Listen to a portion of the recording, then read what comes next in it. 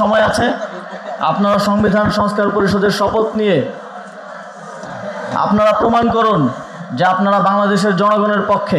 জাতীয় যুব শক্তি শুধুমাত্র অন্যান্য দলের যুব সংগঠনের মতো ম্যান পাওয়ারের সোর্স না হয়ে বুদ্ধিভিত্তিক রাজনীতি, তরুণদের সমস্যা সমাধান, বেকারত্ব নিরসন, ডেমোগ্রাফিক ডিভিডেন্ডকে কাজে লাগানোর মতো গুরুত্বপূর্ণ পলিসির দিক থেকে রাষ্ট্রকে, দেশকে সহায়তা করবে, বাংলাদেশকে এগিয়ে নিয়ে যাবে, সেটা আমাদের প্রত্যাশা থাকবে।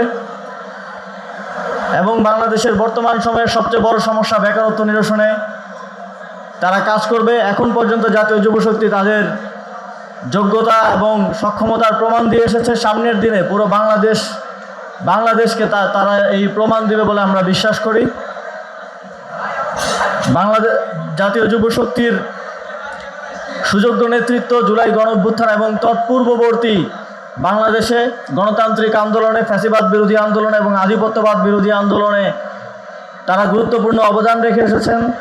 তাদের সেই অভিজ্ঞতা, লিগেসি এবং রাজপথের সংগ্রামের যেই অভিজ্ঞতা হয়েছে সেটা আগামীর বাংলাদেশে আমাদের জন্য কাজে আসবে বলে আমরা প্রত্যাশা রাখি।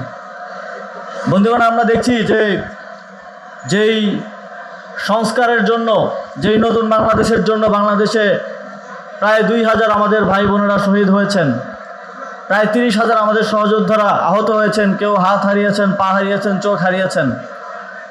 নতুন সরকার এসে তারা শপথ গ্রহণের আগেই সংবিধান সংস্কার পরিষদের শপথ না নিয়ে এই ত্যাগ, এই চেষ্টাকে, এই গণতন্ত্র পুনরুদ্ধারের চেষ্টাকে, নতুন বাংলাদেশ গড়ার চেষ্টাকে বৃদ্ধাঙ্গুলি দেখিয়েছে। আমরা তাদের প্রতি আহ্বান জানাতে চাই, অধিবেশনের আগে এখনও সময় আছে। আপনারা সংবিধান সংস্কার পরিষদের শপথ নিয়ে আপনারা প্রমাণ করুন যে আপনারা বাংলাদেশের জনগণের পক্ষে। এবং গণভোটে যেই 70% জনগণ বিপুল ভোটে হ্যাঁ ভোটকে জয়ী করেছে, তাদের প্রতি সম্মান রেখে তাদের সাথে প্রতারণার আশ্রয় না নিয়ে আপনাদেরকে আমাদের আহ্বান থাকবে, আপনারা সংবিধান সংস্কার পরিষদের শপথ গ্রহণ করবেন। আপনারা জানেন আগামী 12ই মার্চ সংসদ অধিবেশনও অনুষ্ঠিত হতে যাচ্ছে। সেখানে জাতীয় নাগরিক পার্টির সংসদ সদস্যরাও থাকবেন। সেখানে বাংলাদেশে বিগত ত্রয়োদশ জাতীয় সংসদ নির্বাচনে নির্বাচিত 300 জন সংসদ সদস্য অংশগ্রহণ করবেন।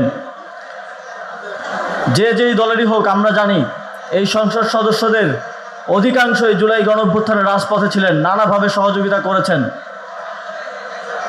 আপনাদের প্রতি আমাদের আহ্বান থাকবে, এই সংসদকে যদি আপনারা অপবিত্র হতে না দিতে চান, আপনারা যদি এই সংসদ অধিবেশন শেখ হাসিনার ফ্যাসিবাদের এক্সটেনশন হিসেবে শুরু না করতে চান, তাহলে অবশ্যই প্রথম অধিবেশনেই শেখ হাসিনার উচ্ছিষ্ট, যাকে সংবিধানের দোহাই দিয়ে, যাকে দেশে অস্থিতিশীলতার দোহাই দিয়ে বিগত সময়ে অপসারণ করতে দেয়া হয়নি, সেই রাষ্ট্রপতিকে অভিশংসন করতে হবে। আমাদের জাতীয় নাগরিক পার্টির সংসদ সদস্যরা এই বিষয়ে সরব থাকবেন এবং আমাদের আহ্বান থাকবে দলমত নির্বিশেষে সকল দলের সংসদ সদস্যদের এই বিষয়ে সরব থাকা উচিত। এবং এই গণহত্যার সময় তিনি নিশ্চুপ ছিলেন, তিনি মৌনসম্মতি দিয়ে গেছেন। গণঅভ্যুত্থানের পরবর্তী সময়েও তিনি নানা ধরনের ষড়যন্ত্রে লিপ্ত ছিলেন।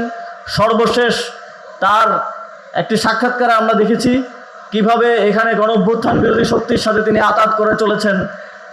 এই আতাত করার সুযোগ আর তাকে দেওয়া উচিত না। তার বক্তব্যের মধ্য দিয়ে যদি এই সংসদ অধিবেশন শুরু হয় এবং এই সংসদ যাত্রা শুরু করে, আমরা এই সংসদকে কলঙ্কিত এবং অপবিত্র বলে এবং এই সংসদ সদস্যদের দেশের প্রতি কমিটমেন্টকে প্রশ্নবিদ্ধ বলে দেশের জনগণ চিহ্নিত করবে।